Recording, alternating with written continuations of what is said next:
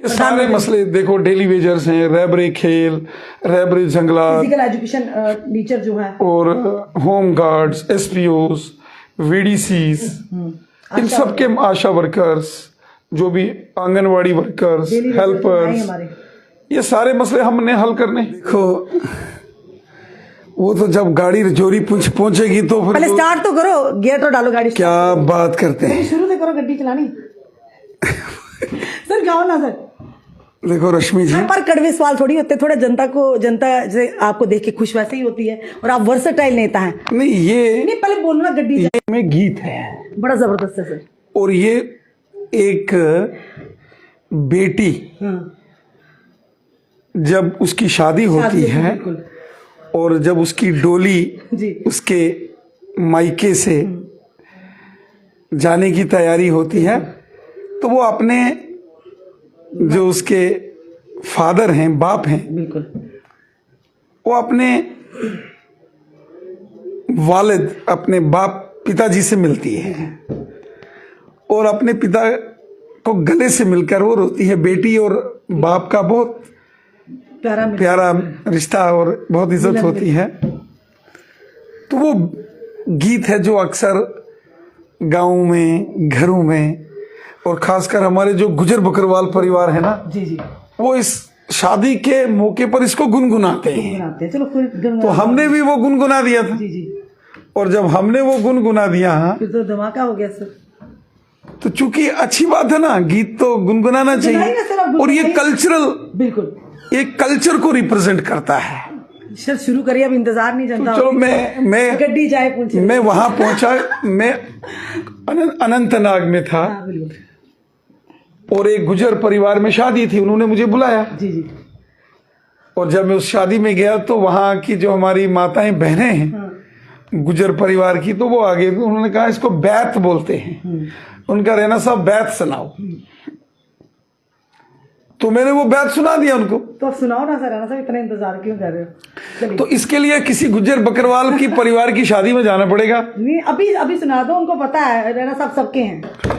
किसी और दिन नहीं सर, गीत आज, सुनाएंगे आपको। नहीं, आज क्योंकि अभी अनाउंस होनी है, घोषणा होनी है अनंत रजौरी की, तो तब तक गाड़ी चलाना शुरू कर दो ना। नहीं गाड़ी नहीं, जनता, विपक्षी दल भी सर, हम भी जनता, गाड़ी हमारी नजर है उसी सीट पर कि कब घोषणा होगी और कब गाड़ी। पिछले 7 साल से, ये मुझे 7वां साल है पार्टी के अध्यक्ष के नाते, और मैं लगातार पूरे जम्मू कश्मीर में। सर आप बोल दो ना, भाव क्यों खा रहे हो, बोल दो, बता दो आप। जो गड्डी चले पुंछ रजौरी, हमें भी अच्छा लगता है सुनना। सुनाइए सर, बड़ा अच्छा गाना, सच में कह रही हूँ, सॉन्ग बड़ा ही दिल को छूता है। इसके लिए किसी गुजर बकरवाल परिवार की शादी में जाना पड़ेगा ना। सर अब कहाँ से किसकी शादी कराऊं मैं? अब किसको बोलो शादी कराओ, जब होगी तभी होगी ना। अब जबरदस्ती करोगे, लोग तो मारेंगे मेरे को ही सर। चलो सर सुनाइए, चलिए शुरू करिए सर। देखिए लोग देख रहे हैं आपको, जुड़ रहे हैं आपके साथ। एक बेटी जब अपने बाप के घर से विदा होती है और डोली में जब बैठने की तैयारी करती है, तो वो बेटी डोली में बैठने से पहले एक बार अपने बाप से, अपने पिता से मिलती है और गले लग के बाप के वो रोती है। बेटी और बाप का बहुत बड़ा प्यारा सा रिश्ता होता है, भावुक हो जाते हैं सच में। आप इंसानियत है, हम भी एक आखिर है तो इंसान है। बिल्कुल। तो जब वो अपने बाप से बेटी मिलती है गले लग के, तो उस बेटी के भाव हैं जो इस गोजरी के गीत में है, जिसे गोजरी में बैत कहते हैं। बोलिए सर। वो लड़की बोलती है, और डोली एक कड़ी तारों को टूटियो, आज जिगर गो टोटो नारो बावला, ओ नारो बावला, ओ नारो बावला, ओ नारो बावला। गड्डी जावे पुंछ रजौरी में ता तक्का चोरी चोरी नारो बावला, ओ नारो बावला, ओ मेरे वतन तू आवे काग किसना, दसूं दिल का दाग ना रो बावला, ओ नारो बावला, ओ नारो बावला, ओ नारो बावला। क्या बात है रविंद्रनाथ सर, हम भी भावुक हो गए। वाकई गीत नहीं, एक बेटी के दिल का दर्द है। माता पिता से दूर होकर जो दूसरे अपने ससुराल में जाती है तो कहीं ना कहीं माता पिता की याद आती है और उम्मीद रहती है कब मेरे मायके वाले किस रास्ते से आएंगे। और इसलिए आज कोई पॉलिटिकल सवाल नहीं होगा। सवाल तो अभी यही से शुरू, रजौरी नहीं बिल्कुल नहीं रजौरी। अब ये बताइए सर, 2 सीटों पर तो एक तरफ जुगल किशोर शर्मा जी हैं और एक दूसरी तरफ डॉक्टर जितेंद्र सिंह जी हैं। और एक चीज हमने हाल ही में एक इंटरव्यू किया था, जो अगर बात करें कांग्रेस की तरफ से चौधरी लाल सिंह जी हैं, हमने जब उनसे सवाल किया सर कि रविंद्र राणा जी तो कहते हैं कि कोई नहीं है टक्कर में, क्यों पड़े हो चक्कर में, उन्होंने बड़े प्यार से कहा वो मेरे भाई हैं, वो शब्द उन्होंने मेरे लिए बोले थे। देखिए, यहां तक बात है अनंतनाग रजौरी की जो पार्लियामेंट की सीट है जी, भारतीय जनता पार्टी पूरे तरीके से अनंतनाग रजौरी सीट पर चुनाव लड़ने के लिए तैयार है।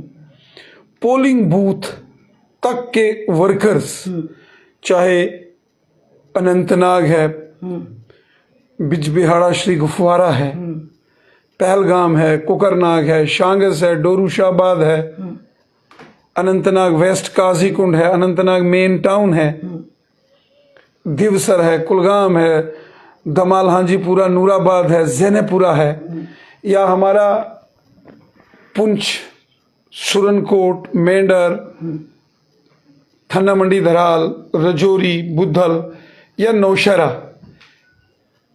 18 असेंबली कॉन्स्टिट्यूंसीज में हर पोलिंग बूथ पर बीजेपी का नेटवर्क है।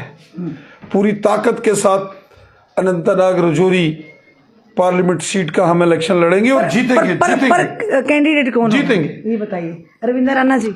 देखिए, उसका फैसला पार्टी ने करना है और पार्टी जो फैसला करेगी। नहीं, जनता का भी तो है ना, जनता का जो जनता चाह रही है, क्योंकि 7 साल से अगर पार्टी ने आप पर विश्वास जताया, आप कमान संभाले हुए हैं। विपक्ष तो ये भी कहता है अगर पार्टी को संभाला हुआ तो वह एक ऐसा शख्स है जिनका नाम है रविंद्र राणा जी।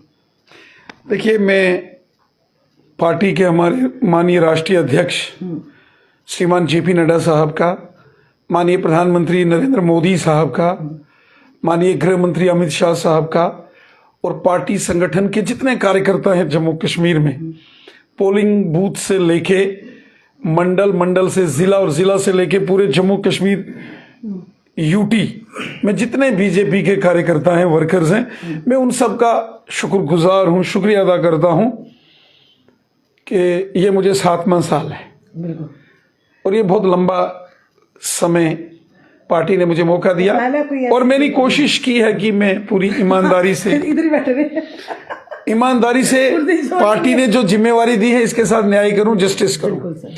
2019 में पार्लियामेंट के इलेक्शन हमने जीते, तब लद्दाख भी हमारे ज्यूरिडिक्शन में था, लद्दाख की सीट भी हमने जीती थी। हमने डीडीसी के इलेक्शन जीते, बीडीसी के इलेक्शन जीते, पंचायतों के इलेक्शन जीते।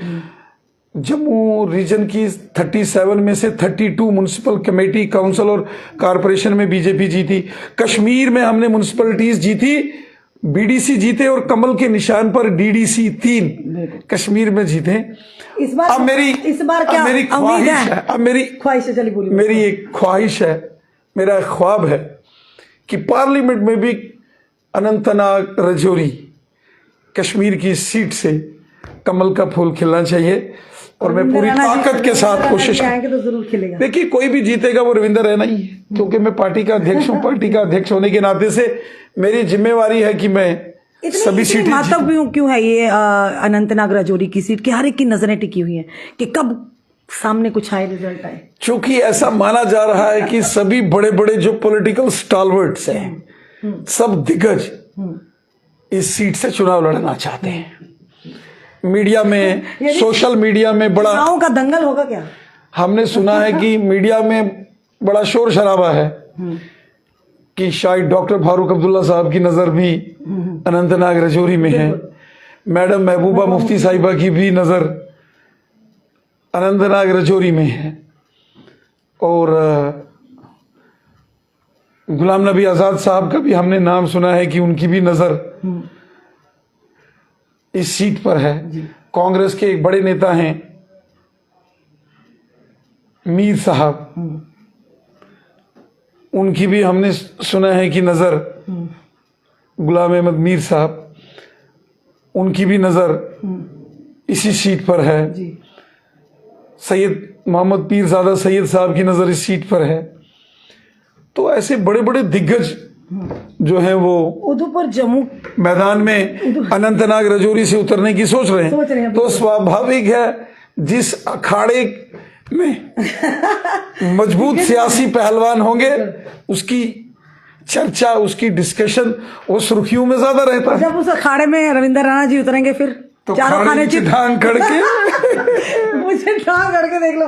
एक चीज बताइए रविंद्र राणा जी, अब उधमपुर अगर जम्मू की बात करें तो क्या लग रहा है, कितना चैलेंजिंग लग रहा है? एक तरफ चौधरी लाल सिंह जी हैं, दूसरी तरफ अमन भल्ला फिर से उतर आए हैं मैदान में, तो क्या कहेंगे आपको? देखिए पहले देखिए, जब आपने कहा पहले अपनी जनता ने प्रचंड बहुमत के साथ केंद्र में अपनी से भाजपा की सरकार लाई। देखिए चुनाव ऑर्गेनाइजेशन लड़ती है, तंजीम लड़ती है, पार्टी इलेक्शन लड़ती है। बिल्कुल एक व्यक्ति अकेला कुछ नहीं होता, चाहे वो किसी भी तंजीम में क्यों ना हो। ऑर्गेनाइजेशन मैटर करती है। आज की डेट में कांग्रेस की कोई तंजीम नहीं है, कांग्रेस का संगठन जीरो है, कांग्रेस की ऑर्गेनाइजेशन जीरो है। पर वो तो कह रहे हैं इस बार सुपड़ा साहब भाजपा का करें। नहीं, कांग्रेस जनता पर छोड़ दी, ऑर्गेनाइजेशन नहीं है। ऑर्गेनाइजेशन है, जनता के पास कौन जाता है? पार्टी का वर्कर जाता है। कांग्रेस के पास आज की डेट में पार्टी का वर्कर ही नहीं है। भाजपा के पास है। भाजपा का हर पोलिंग बूथ के ऊपर हमारे 100 वर्कर। पार्टी के वर्कर का जाना जनता के पास जरूरी है या काम करना जो वायदे किए हुए हैं? काम तो कर रहे हैं ना, जितना मोदी जी ने डेवलपमेंट की है। बिल्कुल कोई दराय नहीं सर, अमन खुशहाली आई है, जितना गरीब लोगों की भलाई हो रही है। कुछ ऐसे मुद्दे हैं जो आज भी यानी कि आग की तरह है, प्रचलित है मुद्दे आज भी। जनता देखिए, अभी भी मैं कर रही हूँ ना आपका, सबसे पहले जो फायर एंड इमरजेंसी सर्विस के वो कह रहे रविंद्र राणा जी हमारा बड़ा साथ दिया, उनसे पूछिए रिपोर्ट कहाँ गई? आसमान में चली गई, जमीन निकल गई, समझ नहीं आ रही। फायर एंड इमरजेंसी सर्विसेज की जो घोटाला हुआ है उसकी रिपोर्ट श्री R.K. गोयल साहब ने, जो एडिशनल चीफ सेक्रेटरी होम थे, उन्होंने वो सबमिट कर दी है और GAD में रिपोर्ट है। मेरी खुद चीफ सेक्रेटरी साहब से और सेक्रेटरी GAD से बात हुई है, संजीव वर्मा साहब से, लेफ्टिनेंट गवर्नर साहब से भी मेरी बात हुई है। बहुत जल्द फायर एंड इमरजेंसी सर्विसेज की रिपोर्ट सामने आएगी। ये घोटाला, उसका पर्दाफाश होगा और जो समय लगेगा, जो उसमें मुलव्वस है उसको जेल में जाना। कह रहा है कि रिपोर्ट सबमिट होगी है, कोई कह रहा नहीं हुई है, प्रशासनिक अधिकारी कह रहे हैं। नहीं, मेरी खुद जो home secretary Shri R.K. Goyal साहब, उनसे बात हुई थी, उन्होंने कहा उन्होंने रिपोर्ट सबमिट की है। तो कौन है जो उन युवाओं को कह रहा है, जो एस्पिरेंट्स को कह रहा है कि नहीं हुई है सबमिट? नहीं, रिपोर्ट समझ नहीं आ रहा। नहीं, ऐसा नहीं है। तो होम गार्ड्स हमारे, देखिए वो भी आपके यहाँ पे बात आपसे पूछ रहे हैं, 2700 रुपया पर मंथ बेचारे लेते हैं, उनका कब होगा मसला? ये सारे मसले देखो, डेली वेजर्स हैं, रैबरे खेल, रैबरे जंगलात, फिजिकल एजुकेशन टीचर जो है, और होम गार्ड्स, SPOs, VDC, इन सब के आशा वर्कर्स, जो भी आंगनवाड़ी वर्कर्स, हेल्पर्स, ये सारे मसले हमने हल करने। तो अगर हल करने हैं, खुए तो नहीं ना? क्या लगता है इतना आसान होगा इलेक्शन जीतना? करेंगे, इतना इलेक्शन जीत हो सकता है इसी की वजह से विपक्ष, ये हमने ही करने हैं, ये मसले हमने ही करने हैं, और कोई नहीं कर सकता। ये नहीं, कोई विकल्प नहीं है और कर ही नहीं सकते, क्योंकि कांग्रेस, NC और PDP ने तो ये सारा मामला खराब किया है। उस वक्त अगर इन्होंने ये डेली वेजर और ये नहीं लगाए होते, ये परमानेंट लगाए होते, तो मसला ही क्यों था? तभी तो डेली वेजर कह रहे हैं कि हमने इसीलिए भाजपा को लाया था। इन सरकारों ने तो हमारा डेली वेजर्स को महीने का 500, 1000 और 1500 रुपया देते थे कांग्रेस के जमाने में। आज 10,000 रुपये बीजेपी की सरकार में हम देते हैं, 10,000 में घर चलता है सर? नहीं चलता है। लेकिन 500 और 1,000 रुपया देते थे, कांग्रेस के जमाने में जुल्म था ना, कोई बायोमेट्रिक नहीं, कोई ऑनलाइन जनता का रजिस्ट्रेशन। विश्वास जीत पाएंगे? क्योंकि पहले भी वायदे किए थे, तो प्रचंड बहुमत के साथ केंद्र में सरकार जनता का भला करेंगे, कर रहे हैं। गरीबों का भला कर, मैं तो गरीबों का आदमी हूं, आपने देखा मैं गरीब की मदद करता हूं। चौधरी लाल सिंह जी ने तो साफ आह्वान किया है कि पार्लियामेंट में मैं आवाज उठाऊंगा डेली वेजर्स की, जहां पर हमारे भाजपा के नेता वहां बात करके राजी नहीं, उनकी हिम्मत ही नहीं होती वहां बोलने की। नहीं, बीजेपी ने भी बहुत बार ये मुद्दा जुगल किशोर शर्मा साहब ने पार्लियामेंट में उठाया है, बहुत बार जितेंद्र सिंह साहब ने भी लेफ्टिनेंट गवर्नर साहब के सामने ये सारे विषय रखे हैं। हमेशा मुकाबला कड़ा है या नॉर्मल से, यानी कि जनता मैंने कहा ना, कांग्रेस इस बार भी मोदी लहर काम करेगी? कांग्रेस पार्टी का नेटवर्क ही नहीं है, कांग्रेस पार्टी का तंजीमी ढांचा ही नहीं है। कहते दुश्मन को कमजोर नहीं समझना चाहिए, शायद दुश्मन तो नहीं हम कहेंगे, विपक्ष कहेंगे, कमजोर समझ लिया। नहीं, हम कहाँ, हम तो आप देख रहे हैं दिन रात जितनी मेहनत हम कर रहे हैं, हमारा बीजेपी का हर एक वर्कर दिन रात मेहनत कर रहा है, इतनी मेहनत कौन करेगा? वैसे तो जनता में रविंद्र राणा जी दिखते हैं, जो आपने उदयपुर और जम्मू की सीट्स के लिए कहा, जनता के ये रोजाना, हम नहीं कह रहे, कहते 10-10 साल हो गए, 9-9 साल, वो तो जनता के बीच में गए भी नहीं है। हाँ, आपका नाम लेते हैं। अब जो अनंतनाग रजौरी की सीट है उसी पर नजर है कि सब शायद यही चाहते हैं कि रविंद्र राणा जी हम उन्हीं को वोट डालें। चलिए, सीट तो पक्की है सब्जी, अगर आप आए तो पक्की है, ये समय से। अनंतनाग रजौरी जो पार्लियामेंट सीट है, जिसमें अनंतनाग, कुलगाम, शोपियान का जैनेपुरा और रजौरी पुंछ, ये डिस्ट्रिक्ट आते हैं 5। इन 5 डिस्ट्रिक्ट्स में 18 असेंबली कॉन्स्टिट्यूंसीज में बीजेपी का जबरदस्त पार्टी का ऑर्गेनाइजेशन नेटवर्क है। बीजेपी ये चुनाव लड़ेगी और यकीनन हम ये सीट जीतेंगे। यानी कि अनंतनाग और राजौरी की, बाकियों की गारंटी नहीं। ये भी जीतेंगे।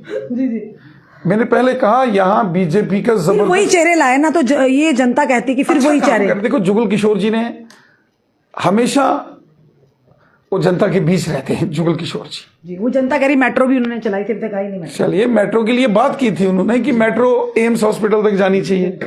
डॉक्टर जितेंद्र सिंह जी ने जितने बड़े मेगा प्रोजेक्ट्स यहाँ लाए हैं जम्मू कश्मीर में, फिर जनता की नाराजगी क्यों, समझ हमें भी नहीं आ रही, क्यों नाराज है जनता? नहीं, मैं गया था अभी, बनी, बिलावर, बसोली, कठुआ, हीरानगर, और अभी मैं जाने वाला हूँ। क्योंकि सर आप तो ग्राउंड जमीनी स्तर पर, इसमें कोई दो राय नहीं, और ना ही हम कहने से चूकेंगे। आपको तो हम हर दिन देखते हैं, आप सोशल मीडिया पर एक्टिव हैं, आप अपने ऑफिस में एक्टिव हैं, आप हर एक के साथ मिलते हैं, चाहे वो कोई गरीब हो, चाहे अमीर हो, चाहे वो किसी भी पार्टी का हो, विपक्ष भी अगर आएगा आप उनको भी मान सम्मान, आप उनसे जमीनी स्तर से जुड़े हैं। तो जनता भी तो यही चाहती है, जो इस समय सत्ता में बैठे हैं, केंद्र में बैठे हैं, वो चाहते थे कम से कम हमारे पास जो हमारे नेता है आए तो सही, हमारे से बात तो करे, कभी आए नहीं, तो लोग इसलिए नाराज नहीं, डॉक्टर जितेंद्र सिंह जी ने जितने काम किए हैं, 70 साल इतने काम नहीं हुए होंगे जितने डॉक्टर जितेंद्र सिंह साहब ने 10 साल में किए हैं। और जुगल किशोर शर्मा साहब ने भी पूरी मेहनत से जनता की भलाई के लिए जो जो वो कर सकते थे उन्होंने किया, जो उनके एम्बिट में था। उन्होंने पार्लियामेंट में भी हमेशा बुलंद आवाज बनकर जम्मू कश्मीर का काम किया है, और इसलिए मुझे यकीन है कि प्रचंड बहुमत के साथ दोनों member parliaments, doctor Jitendra Singh ji और जुगल किशोर जी भी जीतेंगे।